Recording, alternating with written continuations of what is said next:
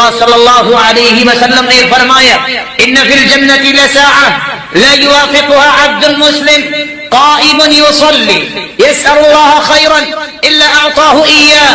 مسلمانوں، جمعہ کا دن اتنا مبارک دن ہے، اس دن ایک ایسی گھڑی آتی ہے جو بھی مسلمان جس چیز کی دعا کرے، جو بھی اللہ سے طلب کرے، مطالبہ کرے، الا اعطاه اياه، اللہ تعالیٰ اسے عطا کر دیتے ہیں.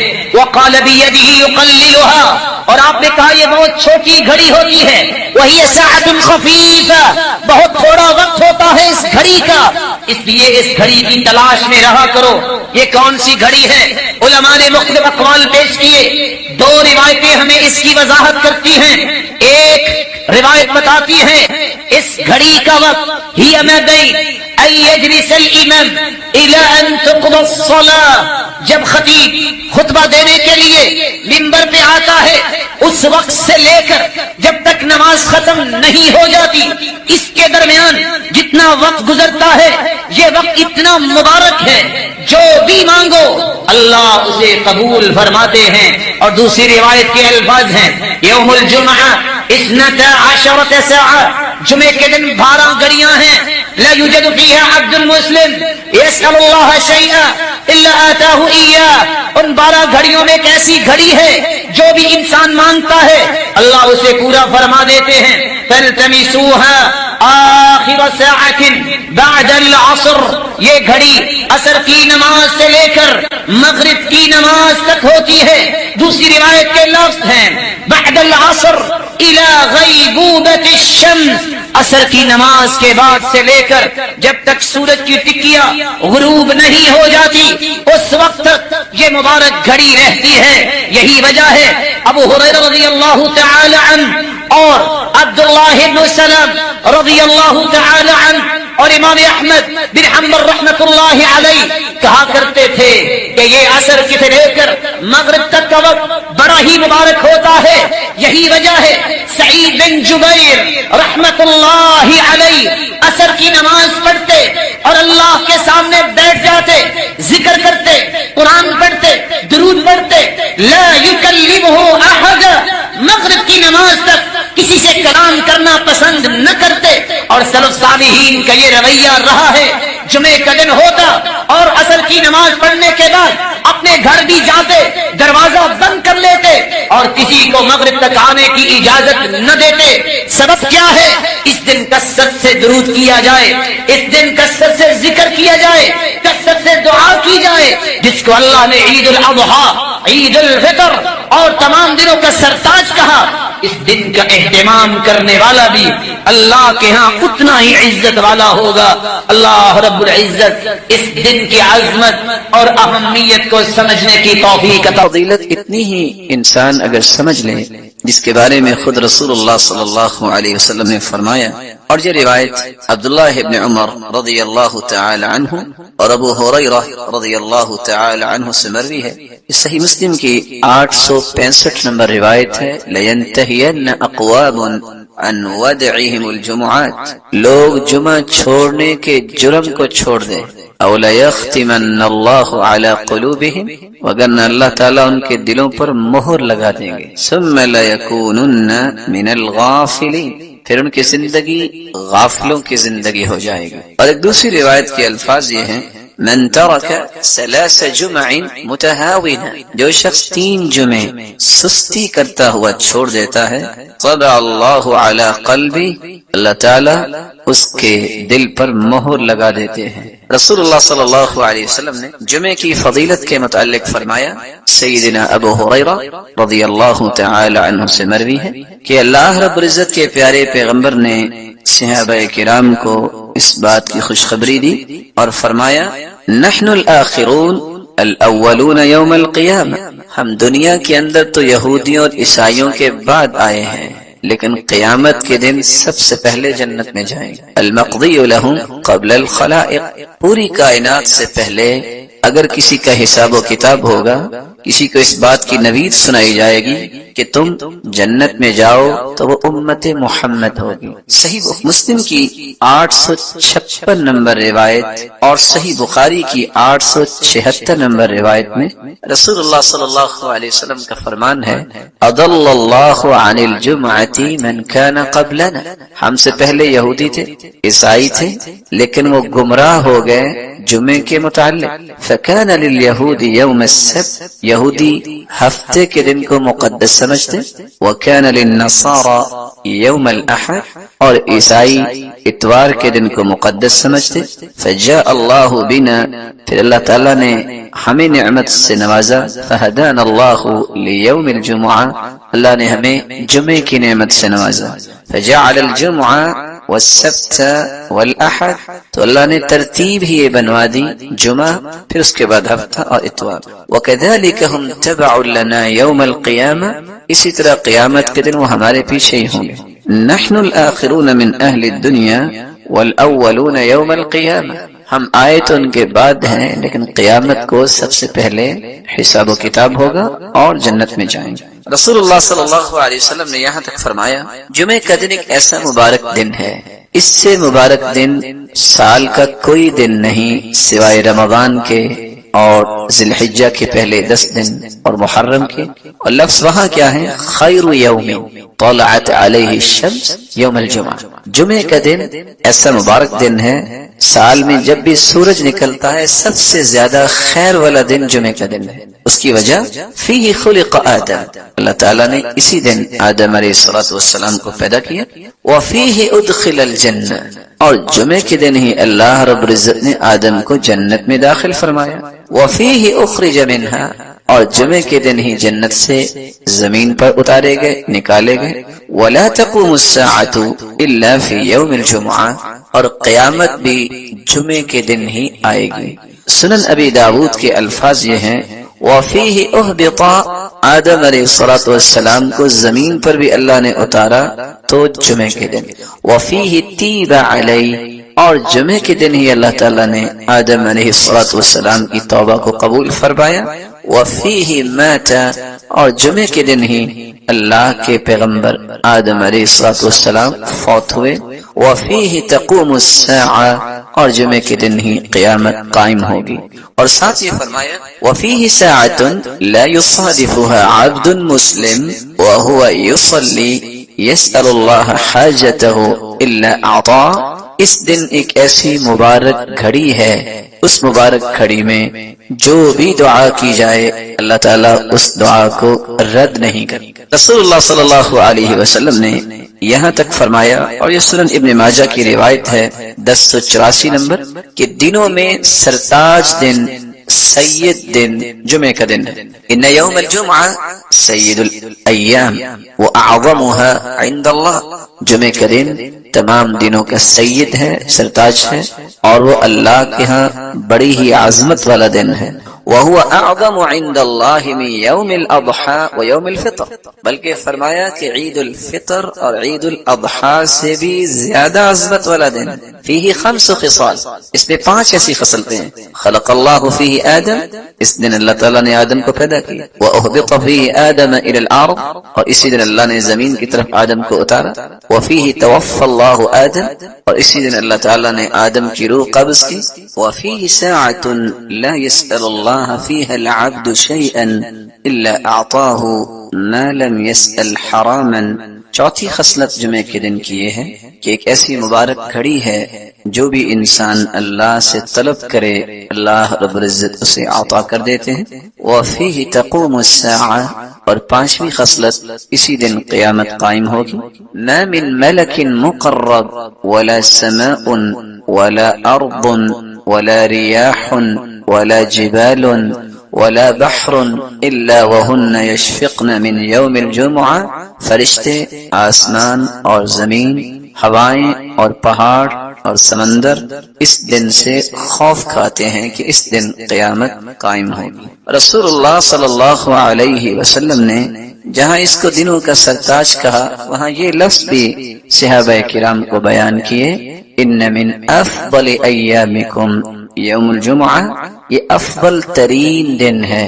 بقیہ چیزوں کو بیان کرتے ہوئے آپ نے یہ بھی فرمایا فَأَكْثِرُوا عَلَيَّ مِنَ الصَّلَاةِ فِي، جمعے کے دن تم کثرت سے درود پڑھا کرو، فَإِنَّ صَلَاتَكُمْ مَعْرُوضَةٌ عَلَيَّ، کیونکہ تمہارا سلام مجھے پہنچایا جائے گا۔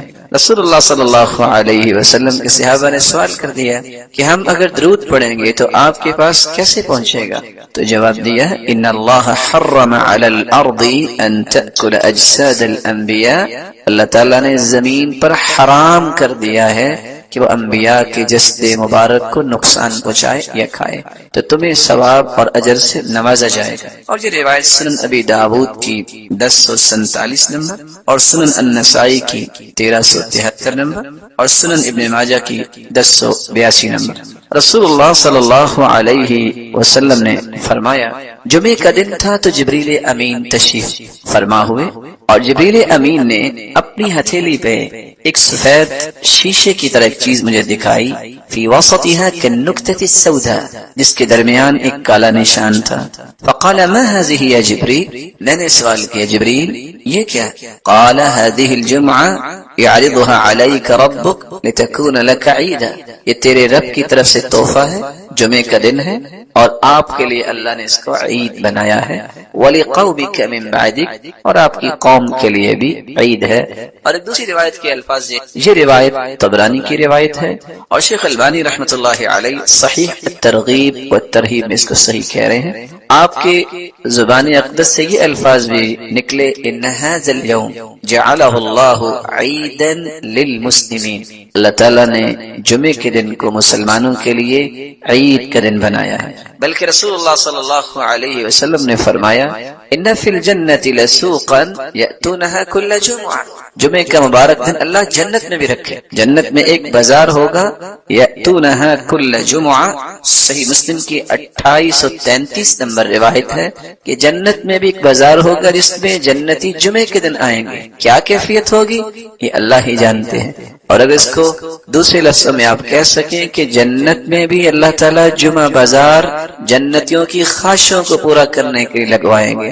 فتحب ريح الشمال، شمال کی طرف سے ہوا آئے گی، فتحسو فی وجوہہم وثيابہم، جو جنتیوں کے لباس اور ان کے چہروں پہ پڑے گی، فیزدادون حسنا وجمالا، تو اللہ کی طرف سے اس گرد پڑنے سے جو گرد نہیں ہوگی، اس مٹی کی وجہ سے ان کے حسن میں اضافہ ہوگا، فیرجعون الی اہلہم، جب وہ گھروں کو واپس پلٹ کے آئیں گے، وقد ازدادوا حسنا وجمالا، تو گھروں والے بھی اس سے زیادہ خوبصورت ہو چکے ہوں گے، فیقول لهم اہلوہم، تو وہ کہیں گے گھروں والے واللہ لقد ازددتم بعدنا حسنا وجمالا، اللہ کی قسم تم تو ہمارے بعد اور زیادہ حسن میں ہو گئے ہو، فیقولون، تو وہ جواب دیں گے وانتم واللہ لقد ازددتم بعدنا حسنا وجمالا، اللہ کی قسم ہم تو ہوئے آپ بھی اللہ کی رحمت سے حسن و جمال میں اور زیادہ ہو گئے۔ رسول اللہ صلی اللہ علیہ وسلم فضیلتوں کے ساتھ ہمیں دو حکم دیے ہیں، پہلا حکم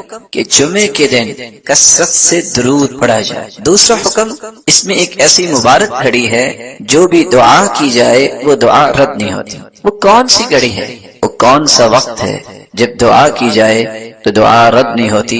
سیدنا ابو ہریرہ روایت کرتے ہیں، اور یہ صحیح بخاری کی 935 نمبر اور صحیح مسلم کی 852 نمبر روایت ہے، ان فی الجمعۃ للساعہ، جمعے کے دن ایک ایسی گھڑی ہے، لا یوافقها عبد مسلم قائم یصلی، جو بھی شخص اس گھڑی کو پا لیتا ہے اس حالت میں کہ وہ نماز پڑھ رہا ہے، یسأل اللہ خیرا الا اعطاہ ایاہ، اللہ تعالیٰ اس کو ہر وہ چیز عطا کر دیتے ہیں جس کا بندہ مومن سوال کرتا ہے۔ اور ایک روایت میں آتا ہے وہی الساعۃ خفیفہ، یہ بہت تھوڑا سا وقت ہوتا ہے۔ علماء نے اس وقت کے متعلق دو روایتوں سے استدلال لیا ہے۔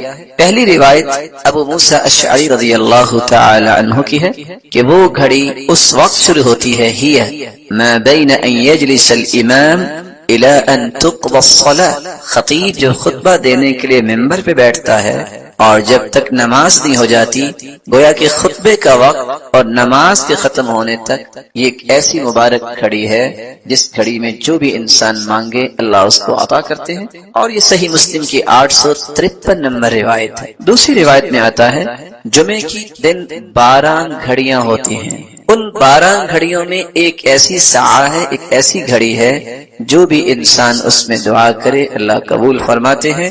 فَالْتَمِسُوهَا آخِرَ سَاعَةٍ بَعْدَ الْعَصْرِ، تو تم عصر کے بعد اس کو آخری گھڑی میں تلاش کیا کرو۔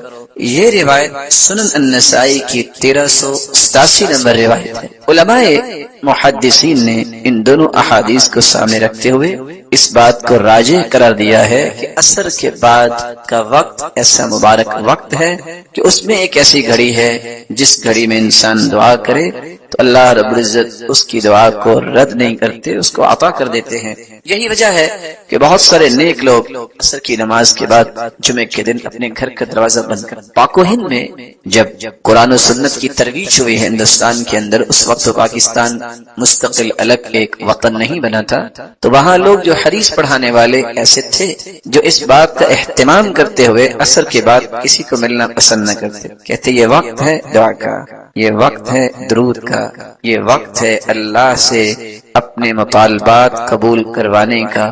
وہ بیٹھ کے دعا کرتے اور قرآن مجید کی تلاوت کرتے اور رسول اللہ صلی اللہ علیہ وسلم کی ذات اقدس پر درود بھیجتے اور کثرت سے درود پڑھا کریں۔ کہتے ہیں بس مولویوں کو تو کام کو نہیں ہے، تو ہمیں کہتے ہیں کہ ہم بھی اس دن یہی کام کریں۔ اللہ کے رسول نے فرمایا تھا کثرت سے درود پڑھو، فإن صلاة أمتي تعرض علي في كل يوم جمعة، کیونکہ جمعے کے دن مجھ پہ میری امت کے درود پیش کیے جاتے ہیں۔ فمن كان أكثرهم علي صلاة كان أقربهم مني منزلة، جو کثرت سے جتنا زیادہ درود پڑھتا ہے قیامت کے دن وہ میرا امتی اتنا ہی سب سے میرے قریب ہو۔ کتنی خوش نصیبی ہے۔ کچھ لوگ کہتے ہیں کہ یہ جو قرآن و سنت کی بات کرتے ہیں نا، جن کو اہل حدیث کہتے ہیں، یہ تو درود کے نعوذ باللہ منکر ہے۔ منکر نہیں کہتے، منکر کہتے ہیں، کیونکہ ان بیچاروں کو یہ نہیں پتا ہوتا کہ منکر اور منکر میں بھی کیا فرق ہے۔ جبکہ کتاب و سنت کو سمجھنے والے کیا کہتے ہیں کہ ساری زندگی دعا کرتے رہو، اگر تم درود نہ پڑھو وہ دعا قبول ہونا تو دور کی بات، وہ دعا تو آسمانوں تک چڑھتی نہیں ہے۔ کوئی پوچھے تو صحیح نا ہم سے کہ ہمارا موقف کیا ہے، خود سے ہی بات بنا کے کہہ دیں کہ قرآن و سنت کو ماننے والے ایسا کہتے، ہم تو نہیں ایسا کہتے۔ ہم تو کہتے ہیں دنیا میں سب سے بڑا خوش نصیب ہی وہ ہے جو اللہ کے ذکر کے بعد سب سے زیادہ درود پڑھتا ہے۔ رسول اکرم صلی اللہ علیہ وآلہ وسلم نے اسی لیے صحابہ کرام سے کہا تھا من صلی علی او سأل لی الوسیلہ حقت علیہ شفاعت یوم القیامہ، جو شخص درود پڑھتا ہے اور پھر میرے لیے وسیلہ طلب کرتا ہے، قیامت کا دن ہوگا میں اس امتی کی شفاعت کروں گا، سفارش کروں گا۔ صحیح ترغیب کی روایت 1668 رسول اللہ صلی اللہ علیہ وسلم نے فرمایا اول الناس بی یوم القیامہ اکثرهم علی صلاۃ، قیامت کے دن سب سے پیارا اور قریبی میرے وہ ہوگا جو سب سے زیادہ مجھ پہ درود بھیجنے والا۔ بلکہ اللہ کے رسول صلی اللہ علیہ وسلم نے فرمایا تھا ابخل الناس من ذکرت عنده فلم يصلی علی، بخیل تو دنیا میں بہت ہیں لیکن سب سے بڑا بخیل کسی نے دیکھنا ہے تو وہ ہے جس کے پاس میرا تذکرہ ہو اور پھر وہ درود نہ بھیجے۔ یہاں رک کے میں ایک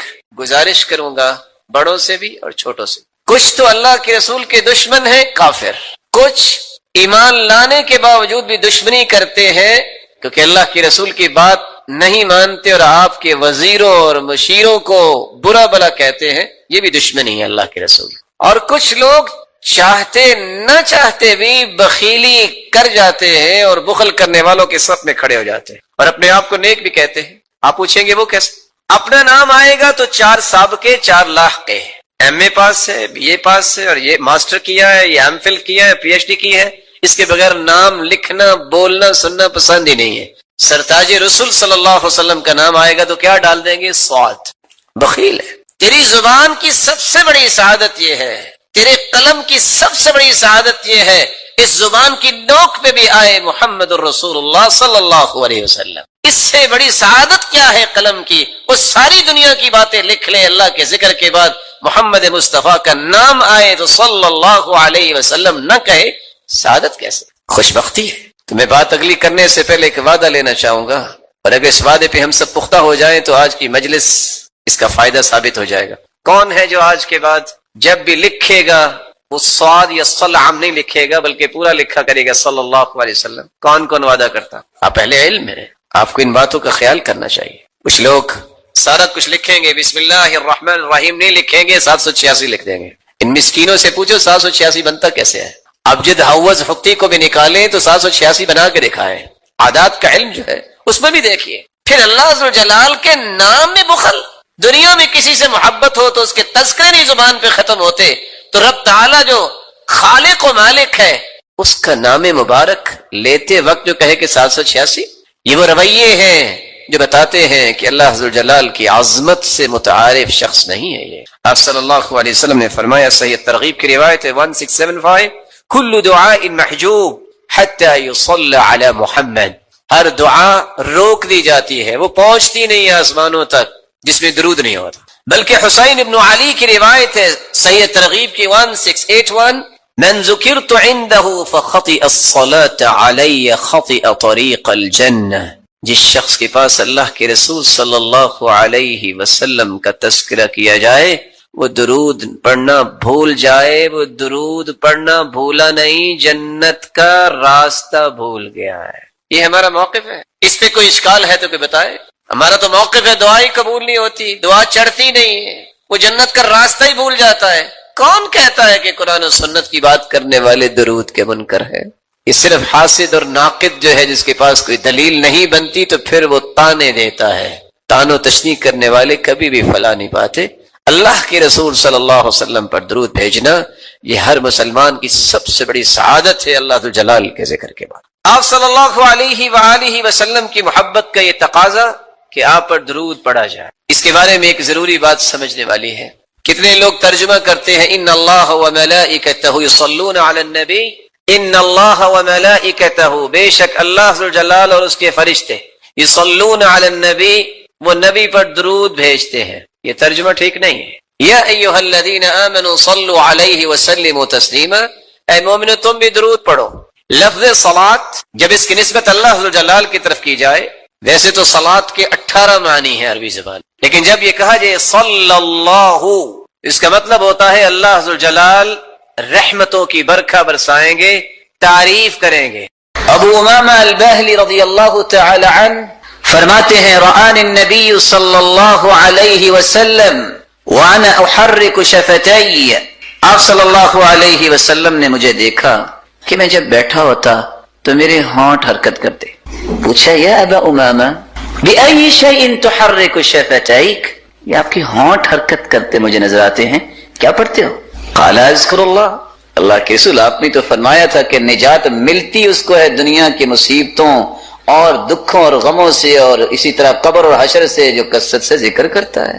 فرمایا الا اخبرک باکثر بافضل من ذکرک باللیل والنہار، ابو امامہ تم 24 گھنٹے ذکر کرتے رہو دن اور رات، اس سے بھی اچھا اور اس سے بھی افضل ذکر جو 24 گھنٹوں کے اذکار سے بھی زیادہ اجر کا باعث ہے، زیادہ افضل ہے، میں تمہیں نہ بتا دوں؟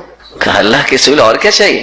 تو آپ صلی اللہ علیہ وسلم نے فرمایا تم اگر 24 گھنٹے مسلسل ذکر سے بہتر ذکر چاہتے ہو تو تم یہ کلمہ کہہ دیا کرو، سبحان اللہ عدد ما خلق، سبحان اللہ ملء ما خلق، سبحان اللہ عدد ما فی الارض، سبحان اللہ ملء ما فی الارض والسماء، سبحان اللہ عدد ما احصى کتابہ، سبحان اللہ عدد کل شیء، سبحان اللہ ملء کل شیء۔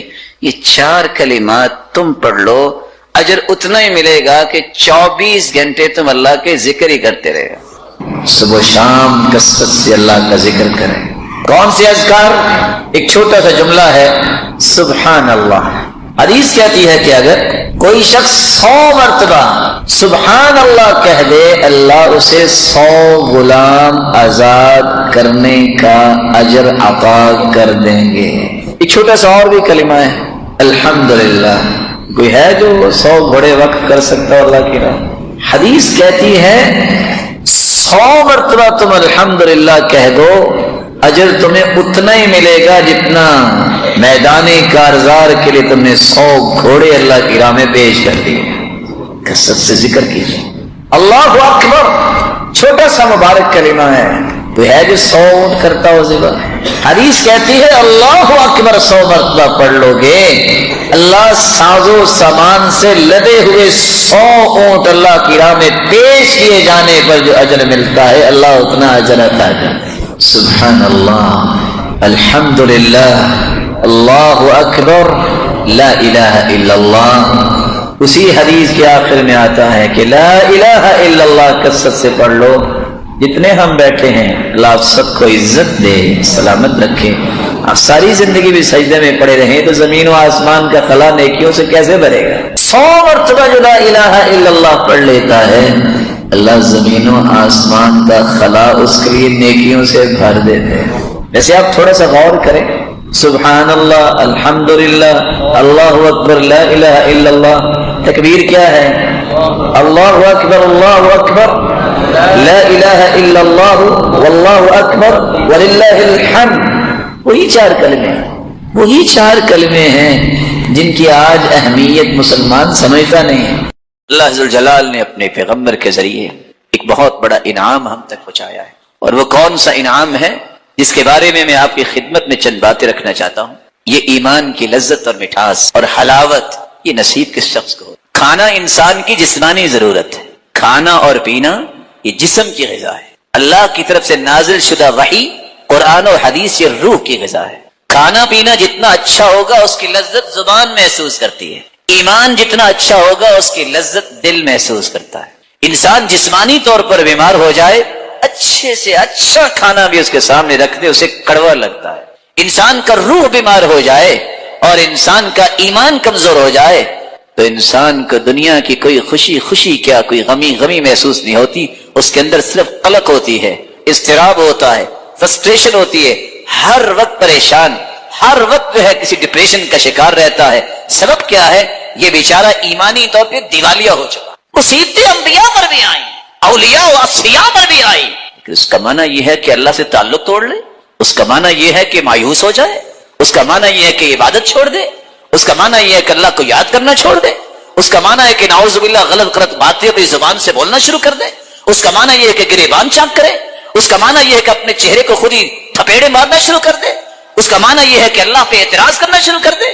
نہیں، ایمان کا معنی یہ ہے کہ کہا جائے کل لن یصیبنا الا ما كتب اللہ لنا هو مولانا، جو بھی حالات پیش آئیں گے وہ میرے رب نے فیصلہ کیا ہے، اور اللہ ذوالجلال ہمارا مولا ہے، وہی ہمارا مالک ہے، اس کے فیصلے پہ ہم راضی ہیں۔ لذتی و راحتی فیما قدر علی، میری زندگی کی اصل لذت و حلاوت اور مٹھاس یہ ہے میرے رب نے جو فیصلہ کیا ہے وہ بالکل ٹھیک کیا ہے، میں اس پہ راضی۔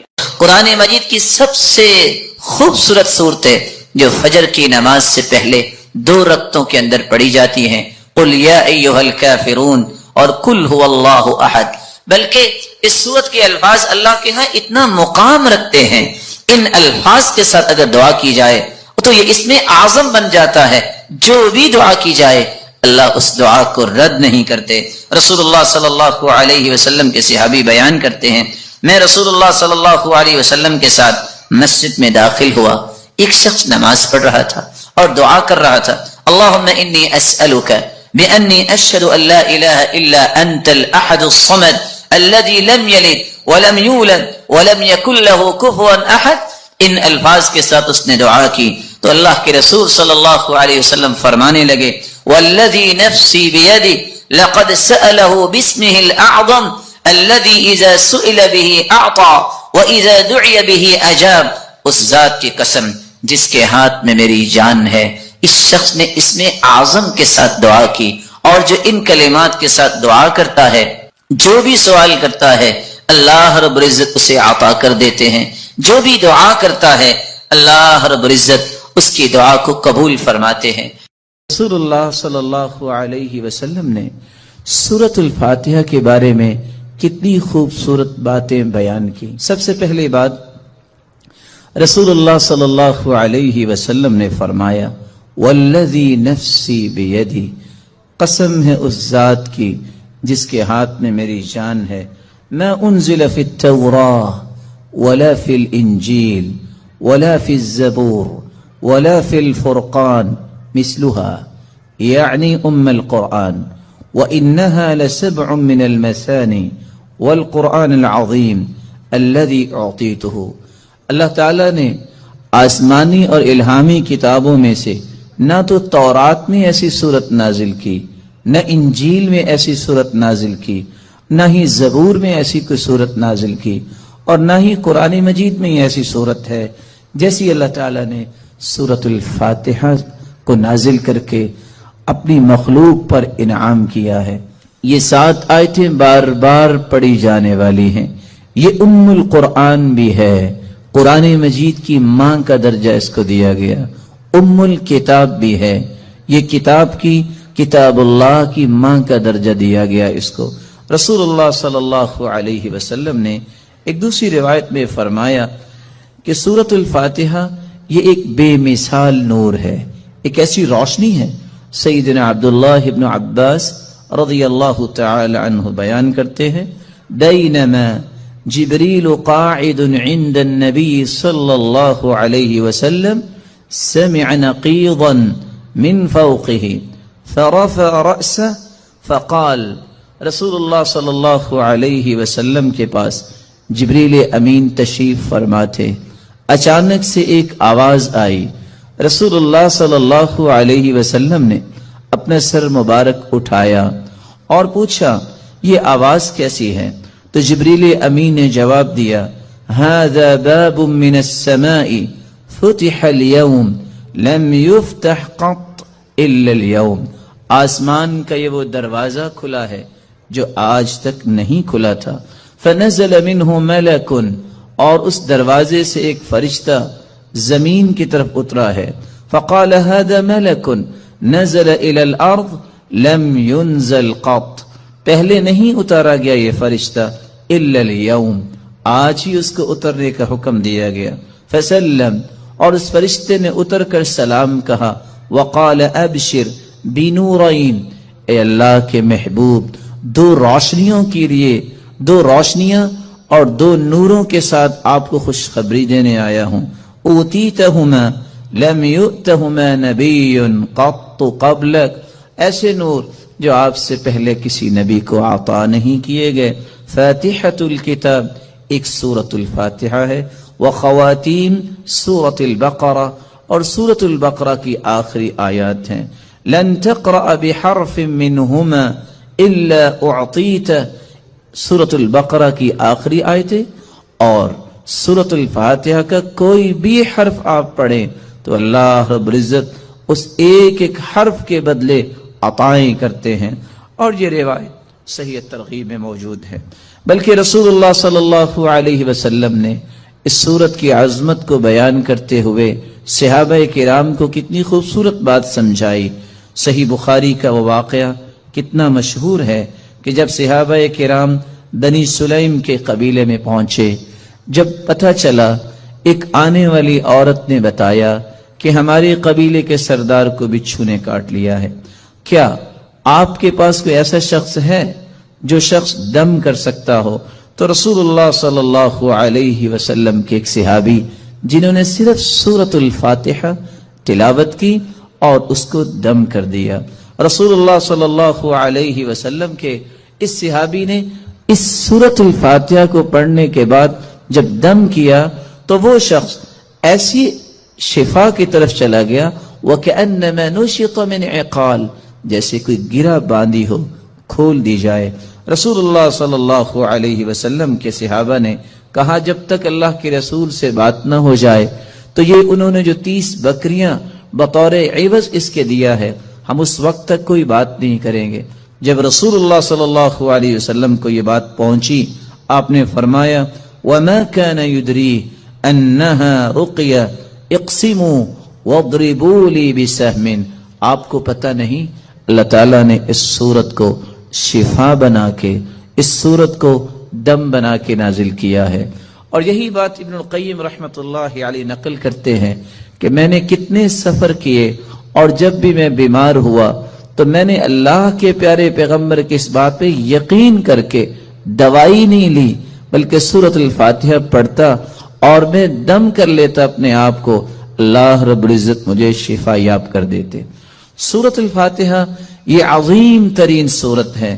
رسول اللہ صلی اللہ علیہ وسلم کے صحابی سیدنا ابو سعید بن معلی بیان کرتے ہیں، مر بی النبی صلی اللہ علیہ وسلم وانا اصلی، اللہ کے رسول صلی اللہ علیہ وسلم میرے پاس سے گزرے، میں نماز پڑھ رہا تھا، مجھے انہوں نے آواز دی، میں نے سلام پھیرا اور سلام پھیرنے کے بعد اللہ کے رسول صلی اللہ علیہ وسلم کی خدمت اقدس میں حاضر ہوا. آپ نے فرمایا میں نے آپ کو آواز دی، الم یقل اللہ یا ایھا الذین آمنوا استجیبوا للہ وللرسول. آپ نے اللہ کا یہ کلام نہیں سنا کہ جب اللہ اور اس کے رسول کی بات ہو تو اس بات کو فوراً مانو، لبیک کہو. کہا اللہ کے رسول صلی اللہ علیہ وسلم میں نماز پڑھ رہا تھا. پھر اللہ کے رسول صلی اللہ علیہ وسلم نے فرمایا الا اعلمک اعظم سورۃ فی القرآن قبل ان اخرج، کیا میں تمہیں قرآن مجید کی سب سے عظیم سورت نہ سکھا دوں اس سے پہلے کہ تم مسجد سے نکل جاؤ، اپنے گھر کو لوٹ جاؤ. میں نے کہا کیوں نہیں؟ تو رسول اللہ صلی اللہ علیہ وسلم نے جو سورت سکھائی، جو قرآن مجید کی عظیم ترین سورت ہے، وہ سورۃ الفاتحہ کی تعلیم دی. یہی وجہ ہے رسول اللہ صلی اللہ علیہ وسلم نے یہ فیصلہ سنا دیا، کاش اس فیصلے کو بھی امت مان لے. لا صلاۃ لمن لم یقرأ بفاتحۃ الکتاب، جو شخص نماز کے اندر سورۃ الفاتحہ نہیں پڑھتا اس کی نماز نہیں ہوتی، جیسا کہ صحیح بخاری کی روایت ہے. اور صحابی تو بیان کرتے ہیں عبادہ بن صامت رضی اللہ تعالی عنہ کہ فجر کی نماز ہم نے پڑھی اللہ کے رسول صلی اللہ علیہ وسلم کے پیچھے.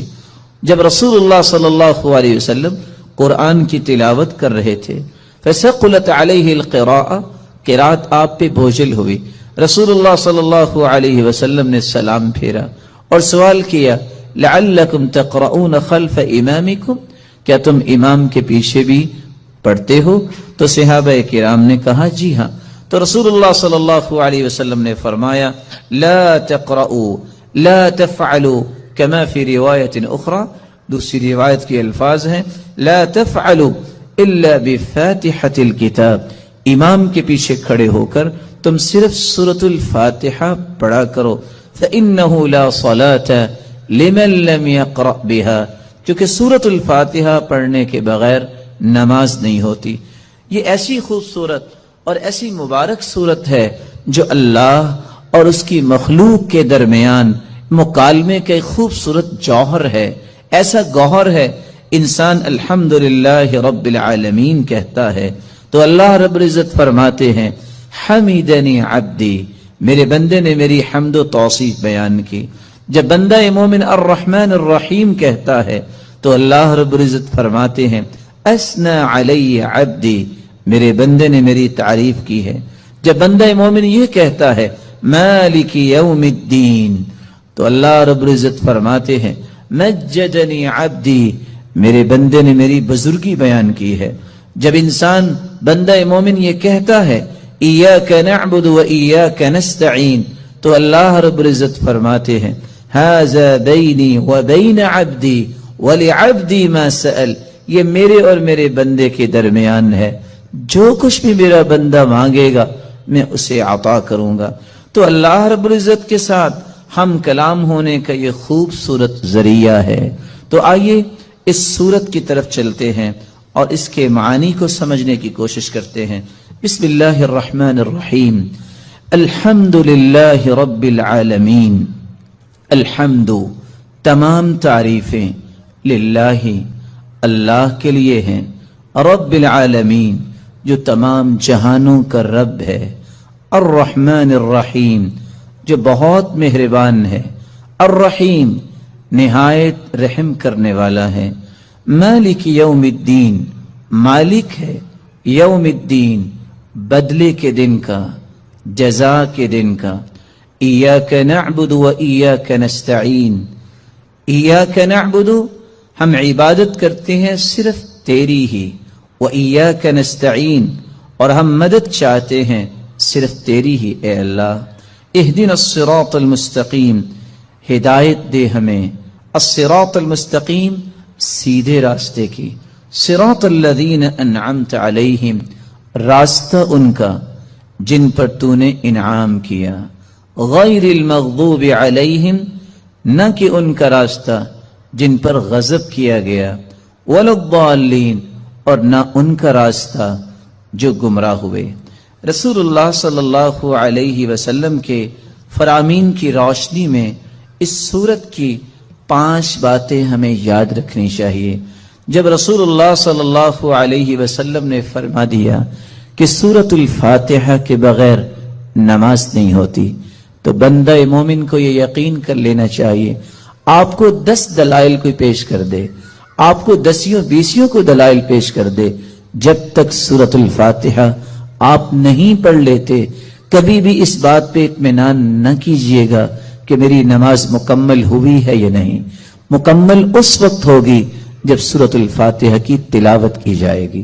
رسول اللہ صلی اللہ علیہ وسلم کے فرامین کی روشنی میں دوسرا پیغام میرے اور آپ کے لیے یہ ہے کہ یہ سورت شفا ہے، یہ سورت دم ہے، اپنے آپ کو بھی اور اپنی اولاد کو بھی دم کیا کرے، اور اس کے لیے سورت الفاتحہ سے بڑھ کر کوئی نسخہ کیمیا، کوئی تریاق نہیں۔ تیسرا پیغام اس سورت کا جو مجھے اور آپ کو سمجھنا ہے کہ اللہ کی تعریف اللہ کو بہت پسند ہے۔ یہی وجہ ہے عبداللہ ابن عباس رضی اللہ تعالی عنہ فرمایا کرتے تھے، الحمدللہ ہر شکر کرنے والے کی زبان کا یہ وطیرہ ہے۔ الحمدللہ سب سے پہلے آدم علیہ السلام نے جو کلمہ اللہ نے جب انہیں پیدا کیا، روح ڈالی، تو سب سے پہلا کلمہ جو ان کی زبان پہ آیا وہ الحمدللہ تھا۔ نوح علیہ السلام نے بھی کہا فَقُلِ الْحَمْدُ لِلَّهِ الَّذِي نَجَّانَا مِنَ الْقَوْمِ الظَّالِمِينَ، اور ابراہیم علیہ السلام نے بھی یہی کہا الحمدللہ الذی وَهَبَ لِي عَلَى الْكِبَرِ إِسْمَاعِيلَ وَإِسْحَاقَ، اور داود اور سلیمان علیہ السلام کے قصے میں بھی یہی بات ملتی ہے، وَقَالَ الْحَمْدُ لِلَّهِ الَّذِي فَضَّلَنَا عَلَى كَثِيرٍ مِّنْ عِبَادِهِ الْمُؤْمِنِينَ، اور اللہ رب العزت نے اپنے پیغمبر سے بھی مخاطب ہو کر فرمایا وَقُلِ الْحَمْدُ لِلَّهِ الَّذِي لَمْ يَتَّخِذْ وَلَدًا، اور اللہ رب العزت نے قرآن مجید میں اس بات کا تذکرہ کیا کہ جنتیوں کی زبان پہ بھی اگر کوئی بات ہوگی تو وہ یہی ہوگی الحمدللہ الذی اذهب عنا الحزن، اور وآخر دعواہم ان الحمدللہ رب العالمین، اور حدیث یہ بتاتی ہے اول من یدعا الی الجنہ الحمادون، سب سے پہلے اگر جنت کی طرف کسی کو آواز دی جائے گی، بلایا جائے گا، تو وہ لوگ ہوں گے الحمادون جو اللہ کی تعریفیں کرنے والے ہیں۔ اور اللہ کے رسول صلی اللہ علیہ وسلم کو قیامت کے دن جو جھنڈا دیا جائے گا لواء الحمد، وہ اللہ کی تعریف کا پرچم ہوگا۔ آدم فمن سواہ تحت لوائی، رسول اللہ صلی اللہ علیہ وسلم نے فرمایا آدم سے لے کر قیامت تک آنے والی آدمیت بشمول انبیاء اور انسانیت میرے اس پرچم تلے ہوگی، اور اللہ کے رسول صلی اللہ علیہ وسلم کو مقام محمود عطا کیا جائے گا۔ اللہ کی تعریف یہ اللہ کو بہت پسند ہے، اور اس بات کو سمجھانے کے لیے میں ایک اور حدیث پیش کرنا چاہوں گا۔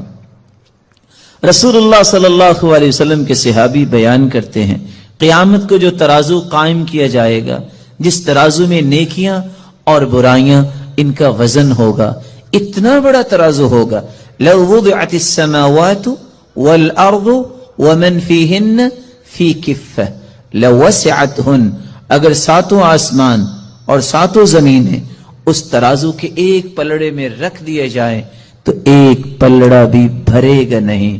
لیکن اللہ کی تعریف کا کلمہ صحیح مسلم کی روایت کی روشنی میں والحمدللہ تملأ المیزان، جو اللہ کے فیصلوں پر خوش ہو کر اللہ کی تعریف کرتے ہوئے یہ کلمہ اپنی زبان پہ لے آتا ہے الحمدللہ، تو اس مبارک کلمے کی وجہ سے قیامت کے دن میزان کے دونوں پلڑے نیکیوں سے بھر جائیں گے، جبکہ ایک پلڑا 14 کے 14 طبق رکھ دینے سے بھی بھرے گا نہیں۔ اللہ رب العزت ہمیں اللہ کی کثرت سے تعریف کرنے اور اس کے ذکر کرنے کی توفیق عطا فرمائے۔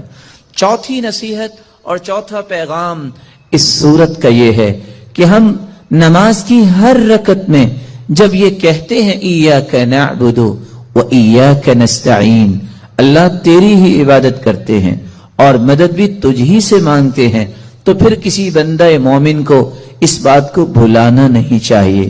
وہ زندگی کے ہر حصے میں یہی کہے میرا رکوع، میرا قیام، میرا سجدہ، میری دعا، میری نظر و نیاز اور میرا توکل، میری انابت، میرا رجوع، ہر وہ چیز جو عبادت بن سکتی ہے وہ صرف ایک اللہ کے لیے ہے، اس کو بھلائے نہیں، اور مدد مانگتے وقت بھی اس حدیث کو بھی نہ بھلائے اور اس اقرار کو بھی نہ بھلائے فَإِذَا اسْتَعَنْتَ فَاسْتَعِنْ بِاللَّهِ، جب بھی تم مدد طلب کرو تو اللہ سے مدد طلب کیا کرو۔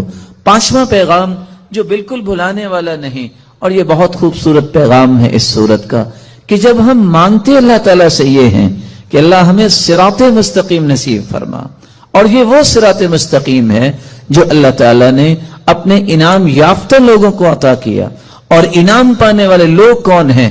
اولئک الذین انعم اللہ علیہم من النبیین والصدیقین والشہداء والصالحین۔ وہ انبیاء کا راستہ ہم مانگتے ہیں، صدیقین کا راستہ مانگتے ہیں، شہداء کا راستہ مانگتے ہیں، صالحین کا راستہ مانگتے ہیں۔ وحسن اولئک رفیقا، ان سے بڑھ کے خوبصورت رفاقت کس کی ہو سکتی ہے؟